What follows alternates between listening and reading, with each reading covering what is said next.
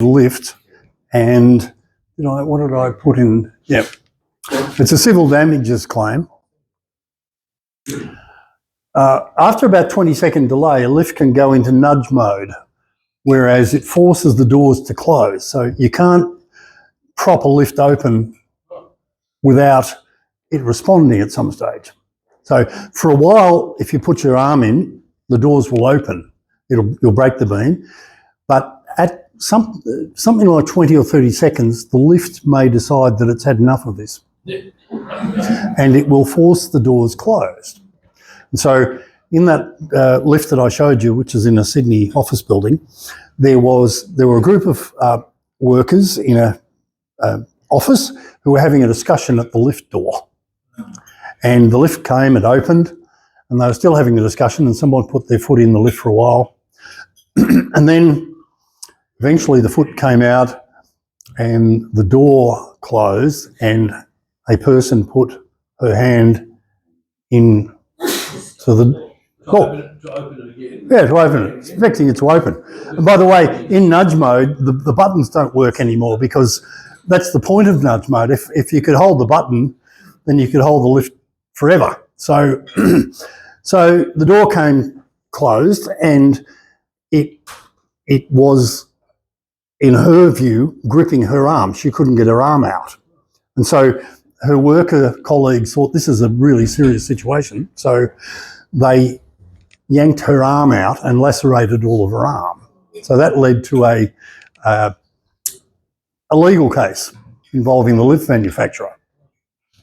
I'll just point out, this is an example of a fairly complicated machine for which there is no operator.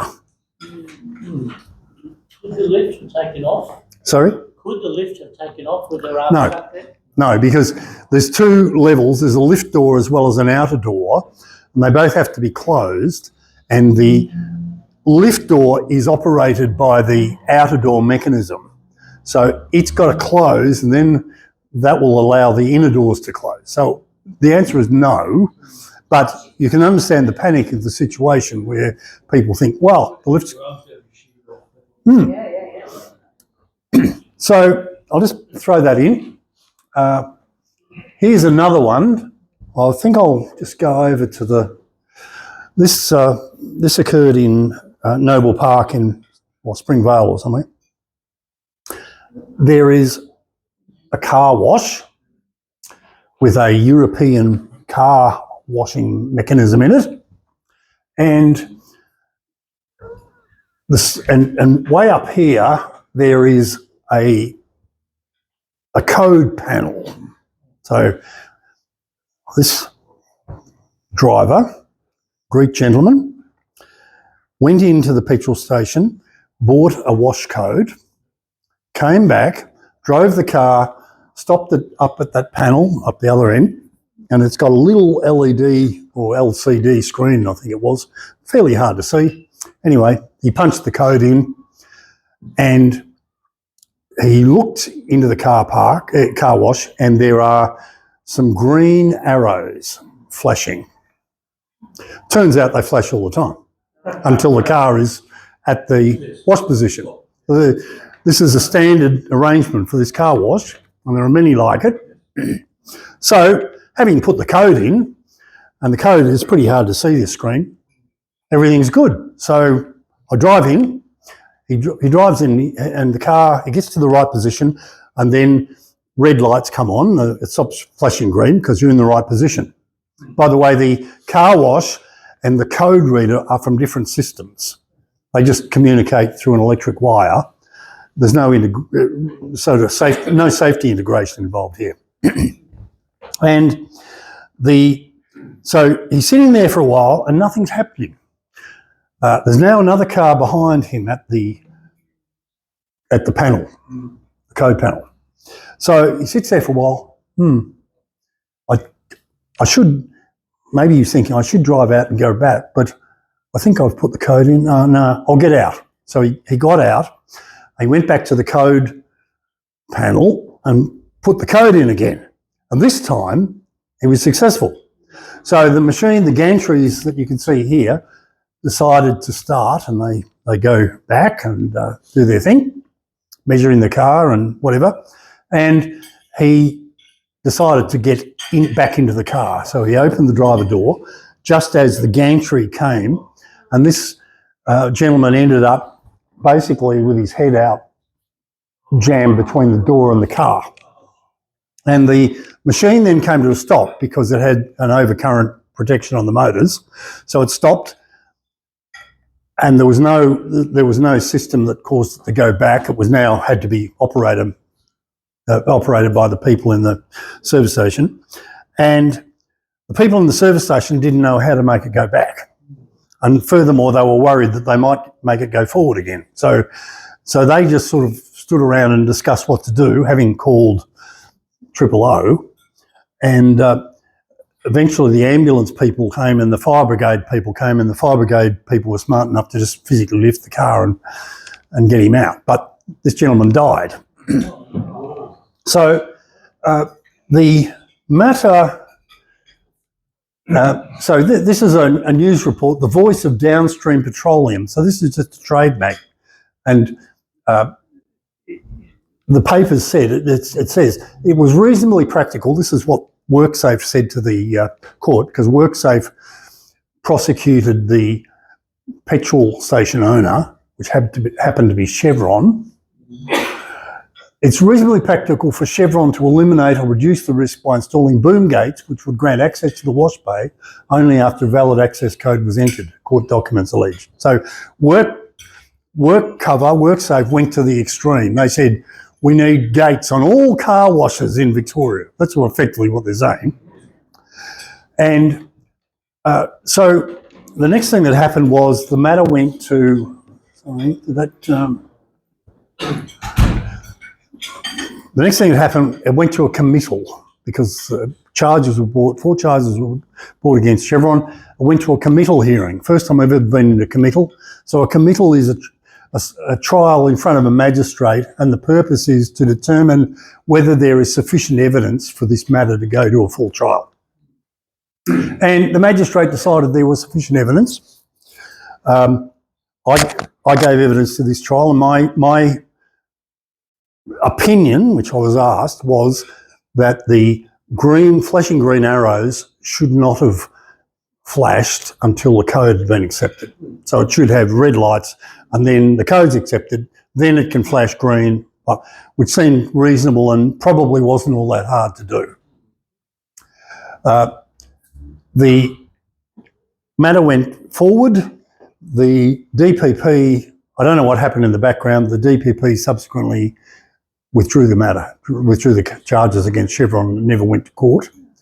And to me, the opportunity to force safety changes was lost, because the Work Cover Authority in Victoria tries to prosecute companies when there is a bad outcome, because the whole industry involved takes notice of it. Maybe the reason they withdrew the charges is they're prosecuting the wrong person. Because the designer of that bit of kit, and then the person who installed it integrated two systems together. I mean, there's a clothes washing machine where they cobbled two bits of kit together, and the second bit of kit was damn friggin' lethal. I found that in the process. It's a fair comment, but that was far too hard for Work Cover, because this thing had been there for 15 years or so, or 13 years, and no one could even remember. I mean, I saw the papers. No one said, there was nothing in the papers that said this was installed by Joe Bloggs doing this. What I've seen online is very recent stuff is people taking on the designs now and installers for the first time ever. When I was at WorkSafe, 15, whatever years now, Yep. nobody do that because it's too hard and stuff. Yep. I'm feeling that. The first obligation is on the owner, so they'll prosecute the owner, and the owner can chase other people if they want after. Yeah, this is a criminal matter, of course. So I guess that's how it is. I think from a community point of view, because part of the theme of my talk is that we could do a lot better for the community's interest in many of these matters. So I just make the point, car wash, elevators, lift machines, things that run by AI. Who's in control? And the answer, of course, is that all of these complex machines should have a safety system that can override the control system. And so when we have a forensic matter, we have to think in these terms. What's the control system? What's the safety system? How does the safety system work? Because it's the safety system's job to make sure that the machine is under control, even if there's no operator involved. So what would you do on a lift? Well, you should have some sensors that will open the doors under certain circumstances. I think the nudge mode is probably gone too far. Peter, I got myself jammed in a train door, closed on me, tight. And as you can see, I'm still here. I got out. I somehow forced myself into the train. But my God, there was a lot of force. It wasn't going to let go. And that's got to be wrong. Apart from a lot of people here would say, "Oh, pity you didn't piss off." You know? There's sensors in the door that should have triggered a whole bunch of. No, it's in nudge mode. It ignores them. No, not train doors. It's Oh, train doors, yeah, sorry. Well, train doors, they've got an override, they've got it in the smack. Depends on the age. Yeah, they've got the sensors.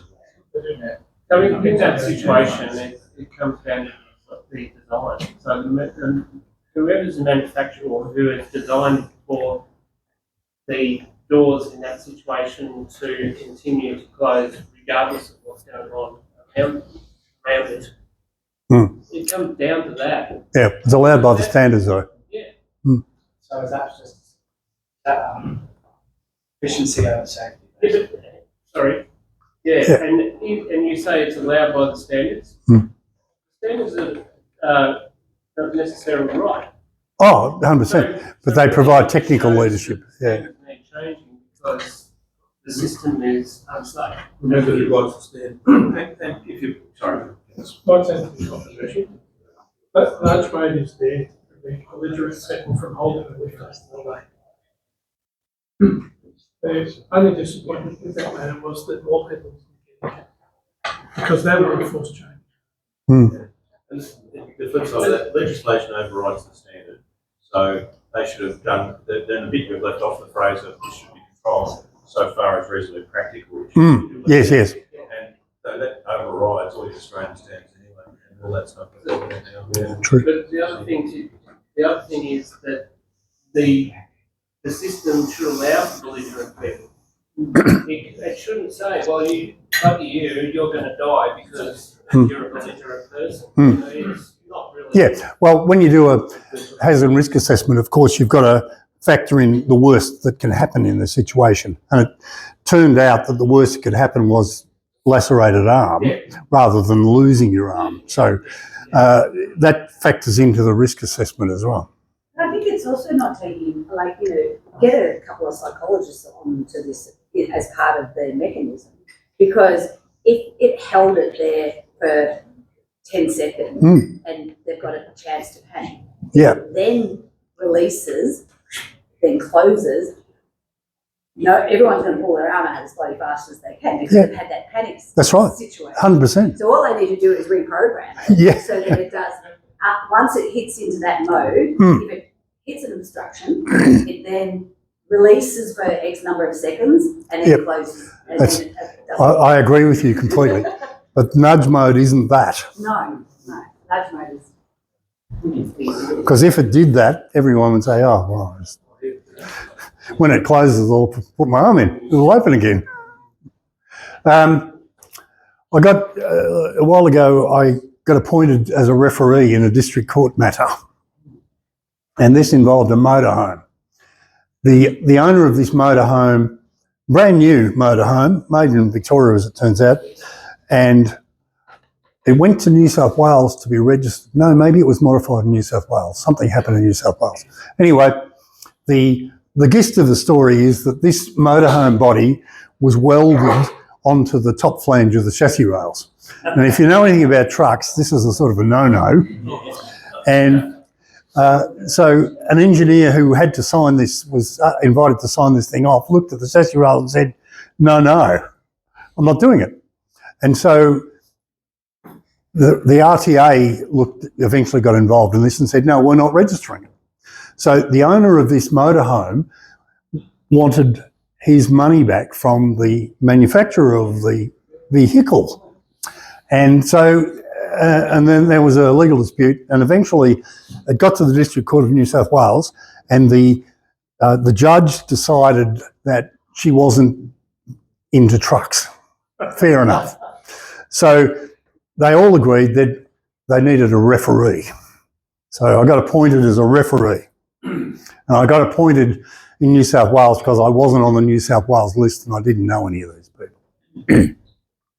So, in a nutshell, the court provided me with 12 questions, references to be answered, and I developed a plan for an experts conclave. So, there was a general agreement amongst the lawyers that we needed to have a meeting to talk about this.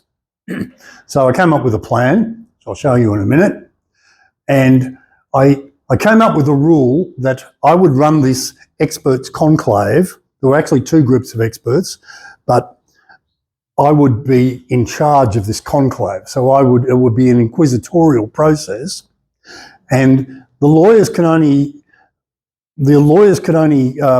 object to the way I was running it. They could object on the basis that there was some problem with the process, but they couldn't ask questions until I'd finished with until the conclave had finished. My part of the conclave had finished. So anyway, that's how I ran it. We had a full day's session in New South Wales, in an arbitration centre, and at one stage, we had 2 days actually. One of the barristers during day one objected to the way I was running something or other and wanted that objection noted. Fair enough.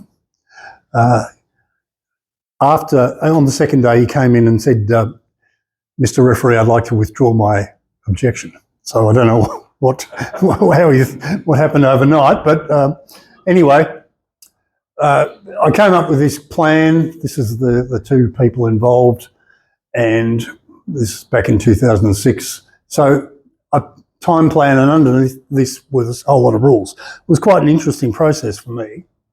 That's another thing. So I wrote a report which was my referee's report, which I would say was a conclave report. So I said, John's opinion about this is such and such, and Mark's opinion is that.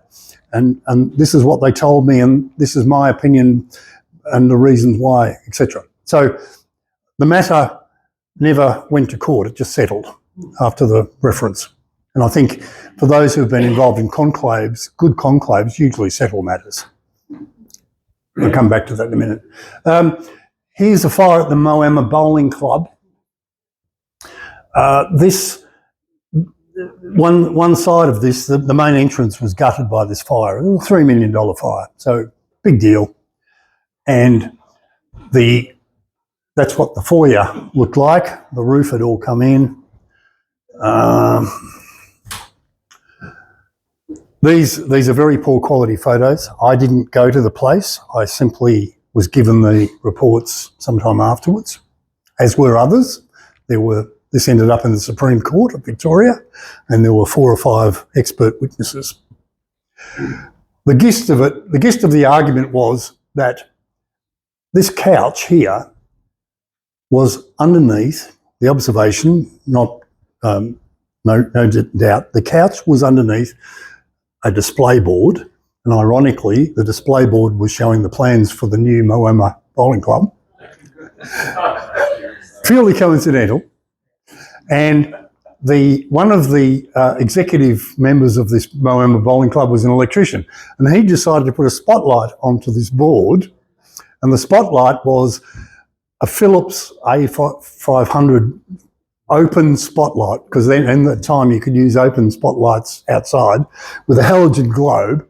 And the plausible explanation for this fire is that the bulb, and by the way, there's no doubt that the spotlight was left on all the time, the bulb had cracked, and it had fallen out of its holder, and there was nothing to stop it falling down, and it fell on this couch and started a fire.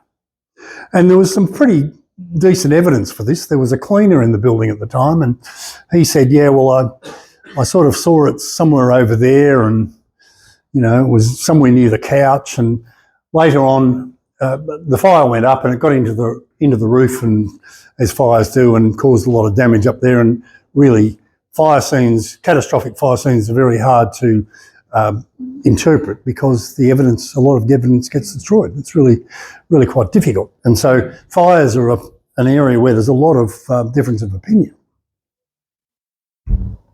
Anyway, the matter went to the Supreme Court. There were 4 fire experts, different opinions. Plausible opinion was that the halogen bulb had fractured and fallen on the couch.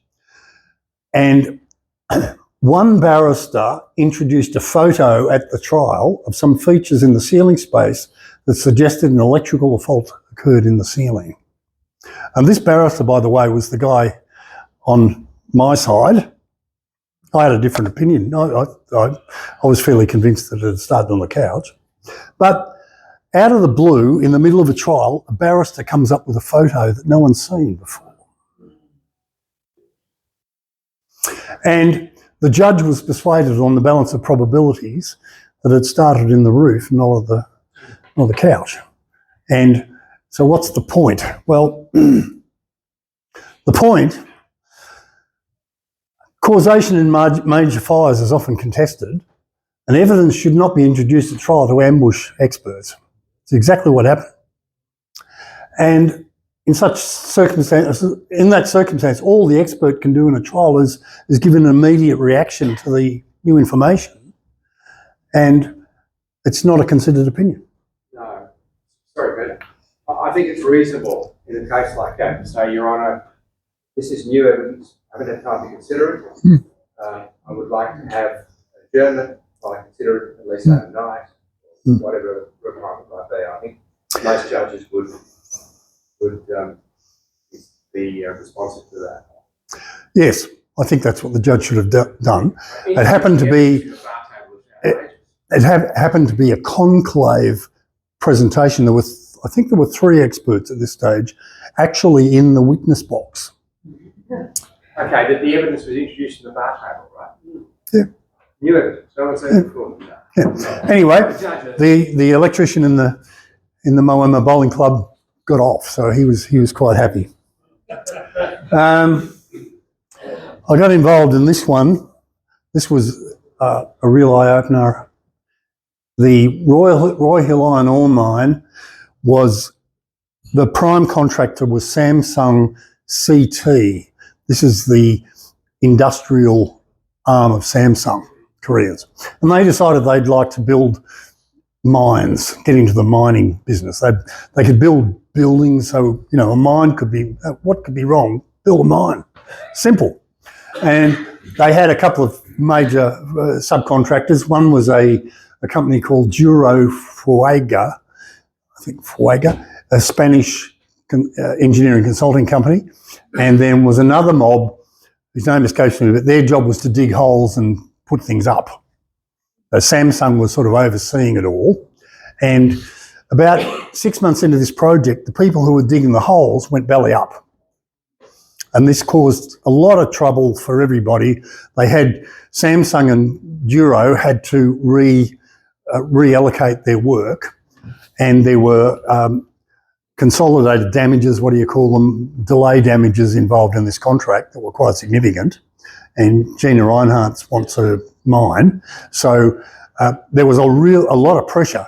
And this construction became both a litigation nightmare because everybody was suing everybody else, as it turned out, and also it was out of control because I was involved, as you'll hear, with the electrical stuff on this.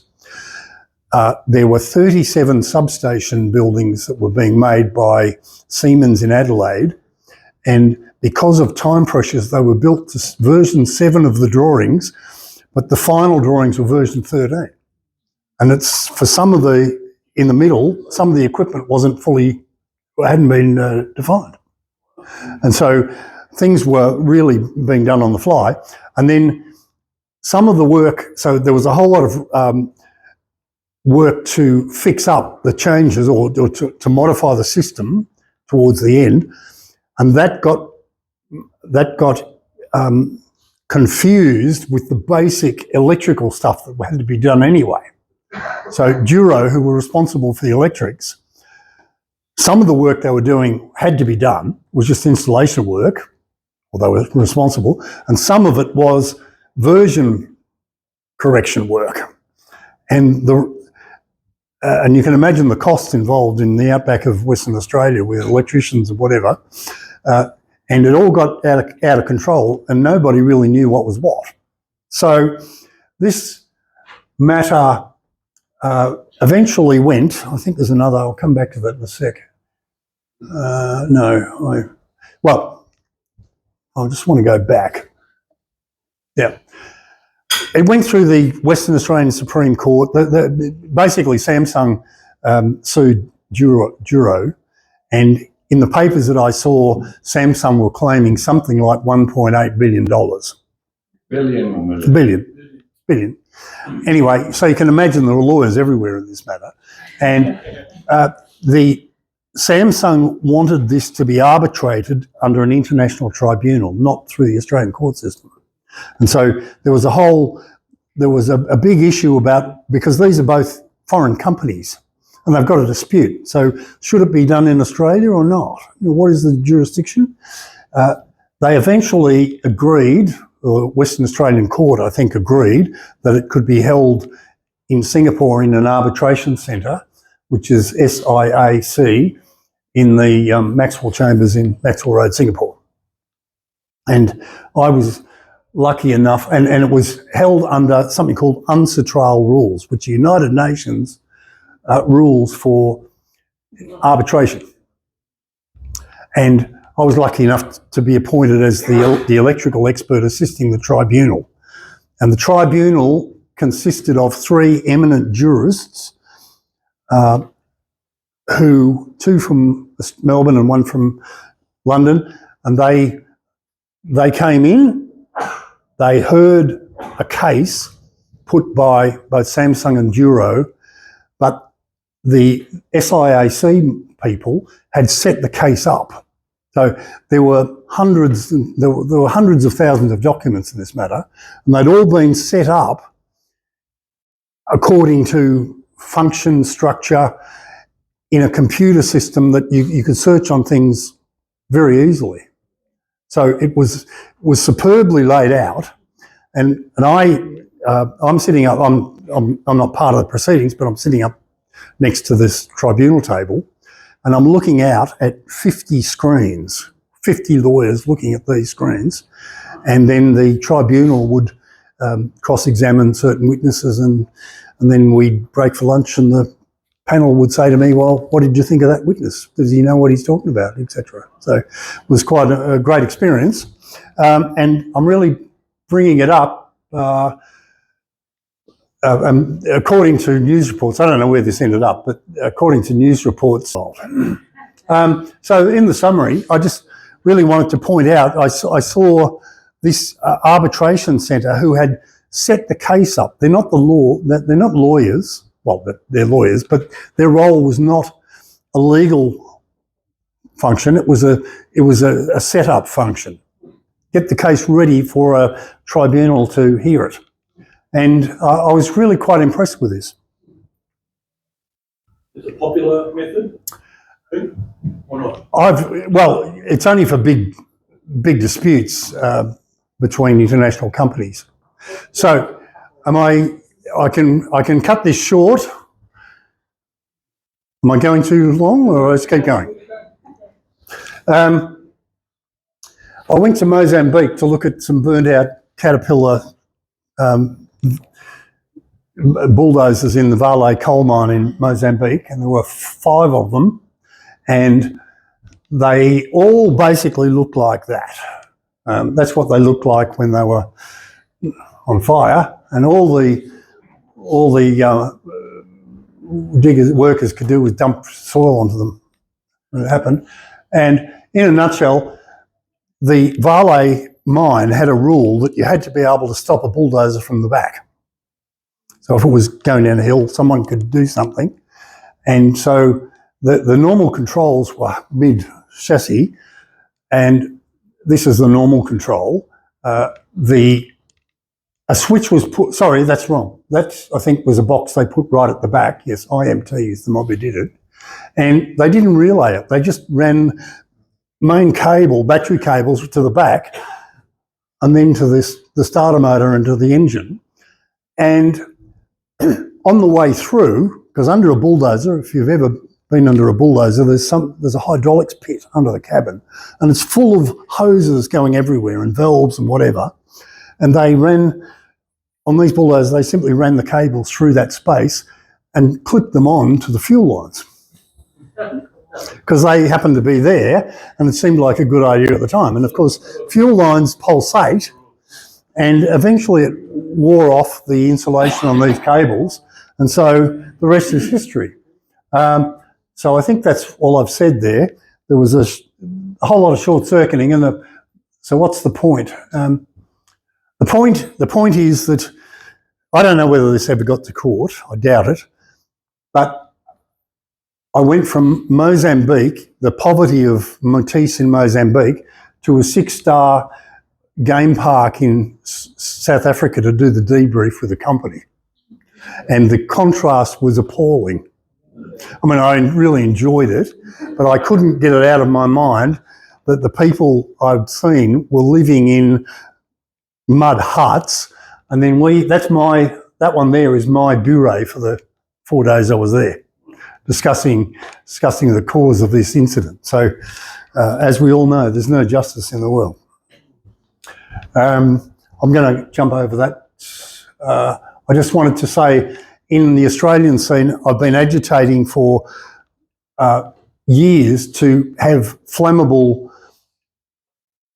flame-proof, some combustion limits on plastic conduits, which are used on cables on trucks, because they're associated with a significant proportion of fires in the Australian industry. And I've been remarkably unsuccessful because Australia has aligned its design rules with international standards, and it says it's not in a position to change its rules in a way that will preclude the use of the vehicles coming in from overseas who mightn't have these conduit standards. So the point here is that as an expert, knowing something about what causes fires, because the conduit provides the fuel for the fire, I feel obliged to do something about it, and yet I don't know what to do about it. I've failed. So I'm going to jump over that. I'm getting close to the end now. There are 2 levels in the forensic world as I see it. One is beyond reasonable doubt forensics. This is laboratory level tests. Yes, we're going to prove this particular theory right or wrong.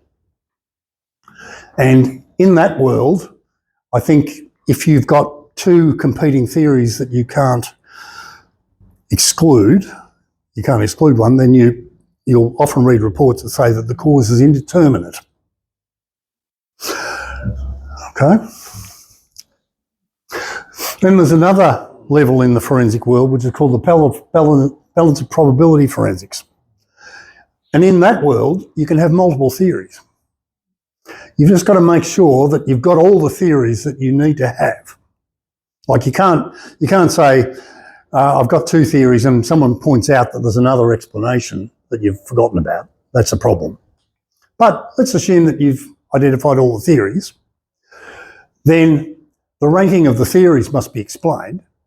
That's what that level of forensics applies in the civil courts. And if you get instructed by an insurance company or a lawyer and you write a report that says the cause is indeterminate, they'll say, well, that's no use to me at all. I usually get asked the question, which is the most likely, or yeah, but I've read plenty of reports where particularly in the fire world, people come to the view, well, the cause is indeterminate and I can say no more about it. And the lawyer in that case will go and get another expert. And it's a hard situation to be in, but you have to come up with theories and you've got to rank them, and you can put caveats on your opinions, but you need to say something about what could have caused this problem. Forensics generally, well, there's a whole lot of words there: multidiscipline, time pressured, lack of information, observe and explain abnormalities. Am I looking at the cause of the effect? Different questions asked by different people. How to deal with doubt, mainly on the job training. Peer review is important in that situation. Variable reporting requirements. He said, she said reports are unfocused. I've said some of this already. I think reports, forensic reports for the cases I'm involved in, which involve usually a time sequence, so something has failed, but it's gone through various stages. It should be presented in a graphical form, I believe, as a summary, so that a lawyer or anybody can look at it. It's pretty simple to understand what's going on here, rather than read thousands of words. I very rarely see that sort of thing. Can I chuck in? Yeah. A couple of slides ago, you were talking about peer review. Yeah. And I think it's really important. But what I see in what I do is that you see, I'll go back to, I'll tell you a quick tale. Joined the army in '78, and so people training in the army were people who probably played clarinet, who played clarinet probably for 5 or 6 years.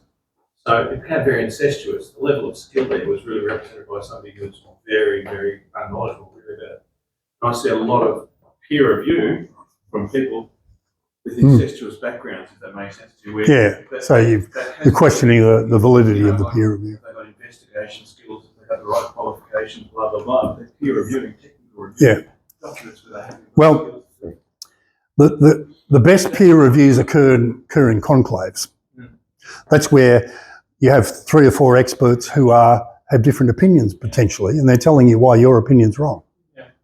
And I'd probably even challenge that because, if I'd probably be one of the few people who's actually done a serious course in investigation and inspection. Yeah. Yeah. There probably wouldn't be too many others, and it's really interesting to see a lot of the time what's actually being put in a report. Yes. And it's been peer reviewed, and I go, God almighty. Yeah. Like I said, the couple of words I've used recently are negligent, incompetent, a number of times. Yeah. And it's just, you just can't, peer review's got to be informed peer review. Yeah, that's point. No, it's a fair comment. How to improve the legal process? Yeah, okay. 2 slides. Sorry? Yeah. Keep lawyers away from forensic investigations until they're needed, because they complicate matters. This is particularly in the insurance domain. Hopefully insurance companies can get to the specialist level before they get lawyers involved. Parliament should set time expectations for the legal process, in my opinion. It's not to tell the legal system how to work, but it should tell it what its KPIs are. Set up forensic investigations in a standard format. I guess what I'm trying to say is that the experts dealing with courts should know what the expectations are in terms of reporting structure. I would only use conclave reports in court because they focus on relevant questions and they draw out points of agreement and difference between experts. I would not have expert reports tabled in courts. I'd only have conclave reports. And the format of that, here's an example of a conclave report. It happens to be about a boat fire. It's very focused. You get asked a question, areas of agreement, areas of disagreement, reasons for disagreement, and then you can put individual comments in about that question if you want. And was the electrical work undertaken? And there's areas of agreement, some of it's agreed and some of it's disagreed. That sort of format to me is focused. And the questions can be derived by the lawyers, and hopefully the experts can throw their own questions in if they think they need to. But I've been through this many times, and these sorts of reports, to me, help courts understand what's going on. And they focus on the real questions to be answered, not he said, she said type reports that just cause time delays all the time. So I think that's me, and I apologise for that. Sorry for